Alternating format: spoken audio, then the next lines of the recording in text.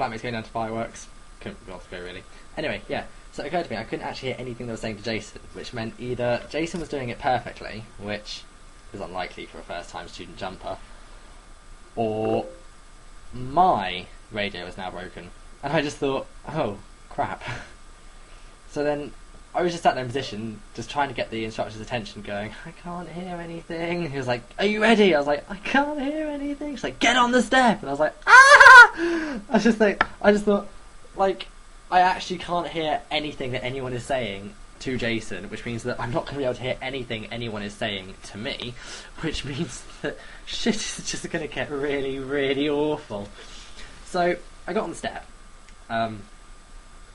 because at this point protest was just pointless, and I didn't really want to have to land. I just thought I'd much rather throw myself out. And yeah, this is what you're supposed to do. Right. You're standing on the step, you throw yourself out, or step off, and you're supposed to like stand there like that, arms at 90 degree angle, thrust your hips forward, thrust your chest out, and look up. And you're supposed to count to 4, you know, doing the 4, 1,000, 1, 1,000, 2, 1,000, 3, 1,000, 4, 1,000. Then you're supposed to look up at your canopy, make sure that it's all wonderful, that you're not going to plummet to your death, and then you just take control and start flying it around. Basically, mine count didn't quite go that way.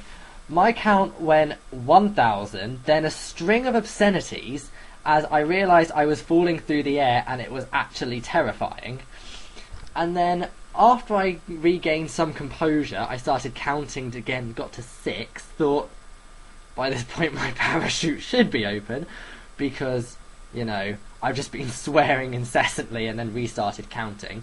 Tried to look up, and I couldn't actually physically look up. I was like, I can't see anything, so I like doing that, trying to find my toggle things that I could use to control my parachute. Couldn't grab them, just started panicking and nearly cried actually, because I just thought I'm just going to fall to my death and I haven't got a bloody clue why. So I was like getting quite hysterical at this point in time, just thought, you know what, it's fine, I'm going to give it 2 seconds to rectify itself, and then I'm just going to cut it away and just put out my reserve parachute. Who cares if it like isn't actually anything wrong? Looked up just before I was about to cut it away, and I was like, oh, I can see my parachute, and there are toggles, yay! And I grabbed it and started flying it, and that was fine. Apparently what had happened is, like, the lines, well, not the lines, the risers, the bit that connects your shoulders to the parachute, had got twisted and, like, crossed back behind where my head was. So, rather than being able to put my head like that, like, obviously there was this bloody great big taut knot right behind my head, so I could be like, I apparently should have realised that this is what was happening. Should have put my arms there and like pulled the risers like that, then like basically forced myself into a 360 spin to undo this knot. Thankfully, the sheer air pressure ramming into this parachute did it for me, because that was a little bit petrifying. I was also hoping to, like, you know, be really awesome, be like, you know, 1,000, 2,000, 3,000, 4,000, check, parachute like a boss, and just like, you know, have some kind of awesome catchphrase like soar through the air. Yeah, like a boss doesn't really sound as awesome when you're trying not to like stifle back tears whilst having a hysterical moment and swearing incessantly like a sailor, because you just don't seem to have the cool composure really to pull it off, which is tragic, because I would have liked the cool composure, but never mind. So I then, like, after I did like a one turn to the left and one turn to the right, which is what you're supposed to do, and I like flared it, and then I held the parachutes like there, because I thought, I don't really want to go at full speed, screw this. Apparently I should have had them right up here like that, but, you know, whatever. I was the one that was falling through the air, not the people on the floor. And it dawned on me that I was actually like near the drop zone anyway, which you're not supposed to be. You're supposed to be a good kilometre away, so that you can fall towards the drop zone. But I was automatically near the drop zone, and I just thought, well, the way it's supposed to work is this. You get thrown out at 3,500 feet, you do your checks, you know, you count, you look at your parachute, you realise everything's okay. That should take you 500 feet. So now you're at 3,000 feet. 3,000 feet to 2,000 feet, you go to your holding area, and you just kind of play around. You can do like little turns. If you're more advanced, you can throw yourself into a helix. which they don't advise you doing if you're a student jumper. You know, you can just like play around, have a look at the sunset, be like, ah, look at me, I'm so awesome, I'm like James Bond or whatever, woo. And then at 2,000 feet, you stop doing anything radical like turning, because it might confuse your equipment, it might deploy your emergency parachute. And you move towards the landing area. At 1,500 feet, you're supposed to be at the landing area. No, 1,500 feet, you're supposed to consider getting to the landing area. 1,000 feet, you're at the landing area, and you're starting your landing procedures. At 2,500 feet, I was where I should have been at 1,000 feet. So I had 1,500 feet to kill and not really get anywhere. So I just thought, why not? You know, whatever, I can do this. So it's called S-ing the height off. You just basically just do an S turn. So you like do that. You go.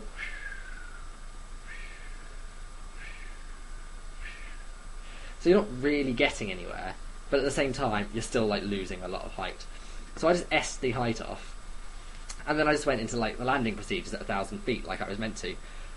Again, they have this whole thing. It's like 1,000 feet to 800 feet, you go with the wind. 800 feet to 500 feet, you go crosswind. 500 feet to landing, you go into wind. I thought, don't really know where the wind's pointing. Don't really care, actually.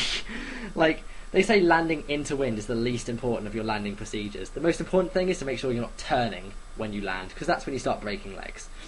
So I just thought, screw it. I don't really need to be landing into wind. As long as I land somewhere safe on soft grass, couldn't care less. So I just started going for it, and I was like, you know, they were saying, you know, don't do any drastic turns. So I was kind of like doing that just to level myself off. And again, I should have had my arms right up here, but I thought, whatever. And I didn't actually do that badly. Like, because I was obviously hovering around the drop zone anyway, I hadn't bothered doing anything drastic, like going out into the village and coming back, or like flying off into the distance and coming back. I was always around the landing area. I was where I wanted to be to land. So I just had to make sure I stayed there. So, you know, I just like kept turning around the drop zone until my height fell suitably enough for me to then start going into landing procedures in the area I wanted. And when it came to landing, I overshot the area that they would like you to land in by about 30 feet, which sounds a lot, but it's not actually that bad. In fact, they said it was one of the better landings they had. And especially as a like first-time jumper, like they don't expect you to hit this landing area ever. One guy hit a fence. One guy hit a tree. No one hit a pylon, and I don't think anyone hit a house either. But they were possibilities as well. So I only overshot this landing area by 30 feet. Oh, one guy landed on the runway, which was great, but then he had a panic moment and didn't realise he had to get the hell off the runway so the plane could land on the runway as well. Because, you know, man versus plane, who's going to win? No. So I only overshot this area by 30 feet, which wasn't too bad. And as I was coming into land, I was just like, I'm moving far quicker than I want to be. You do this thing where you just basically pull the toggles right down. It's called flaring. It slows you up. And it like halves your speed. But I was still moving far quicker than I wanted to be. I just thought, I don't know, I don't want to land on my feet. I'll break my legs. So when I came into land, I just kind of put my feet down and then I just immediately rolled onto my side. And it's called the parachute landing roll, or parachute safety roll, or parachute emergency roll. Something like that. Basically, it's just this nice little roll you can do if you're landing hard and you don't want to break yourself. And I just thought, I don't know if I'm landing hard. I think I am. Ergo, I roll. So I decided rolling along the floor because I didn't really want to stop. And, yeah, landed on the floor, rolled, stood up, like started trying to pack my parachute up the way they had shown you, which like involved making like a loop out of the lines and then folding them into the main body of the canopy, then folding the canopy on top of each other. And I thought, you know what, I've just fallen 3,500 feet. I've actually nearly cried, I've had a hysterical moment, and I'm pretty sure that if it was a two-way radio, I'd be banned from ever coming back simply because of the vulgarities coming out of my mouth. I don't care if my parachute's not packed up properly. This is not my job.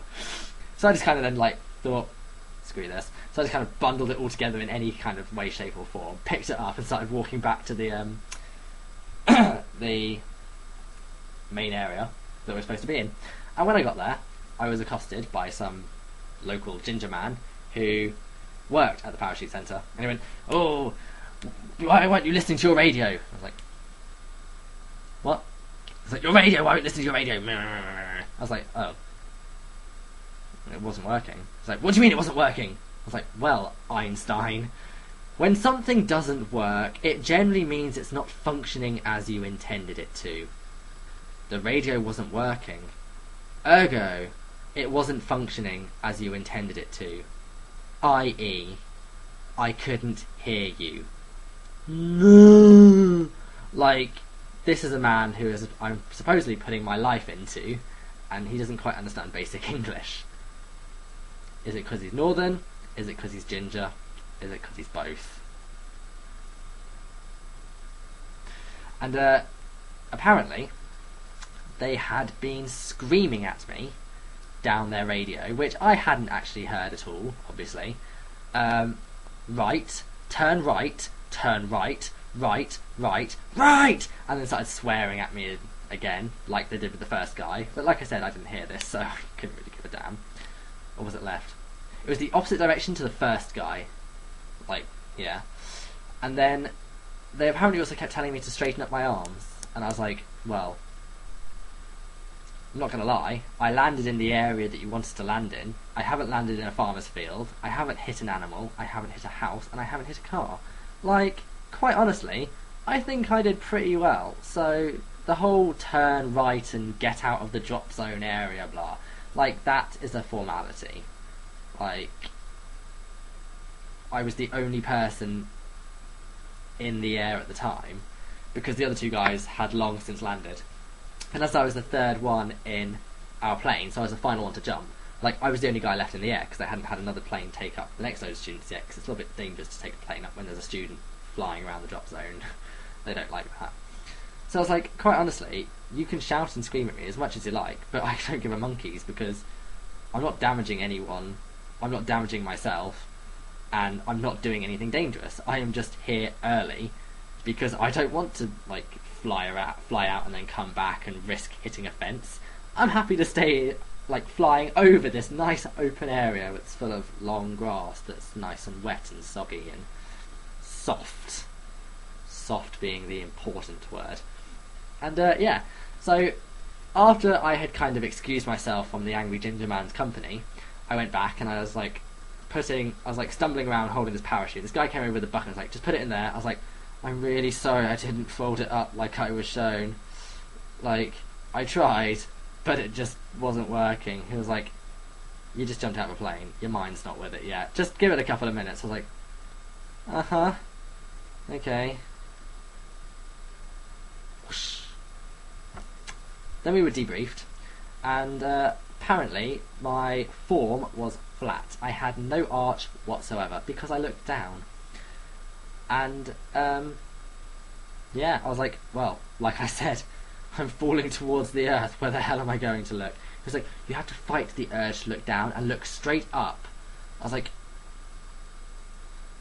no, I am being torn out of this plane at like 70 miles an hour by 70 mile an hour winds.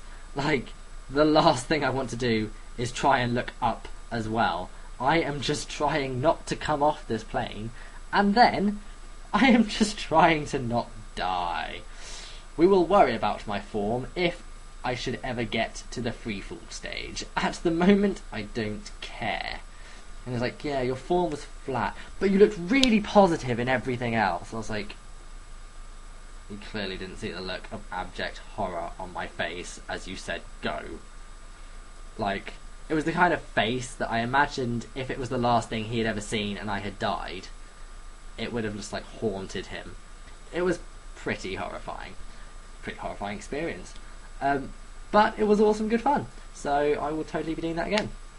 So, yeah, casual Saturday, really. Went down at 6:30, left at 3, because parachuting is all about the waiting game. So I got back to Durham at about 3:30. So I had been away from, well, out of bed for 7 hours by this point, and I was absolutely knackered. I'm still absolutely knackered. It's now nearly 7 o'clock. Like, you know, the hell am I still doing up? Whatever. I'm gonna have a nap. Because a friend of mine's having like a 19th, 20th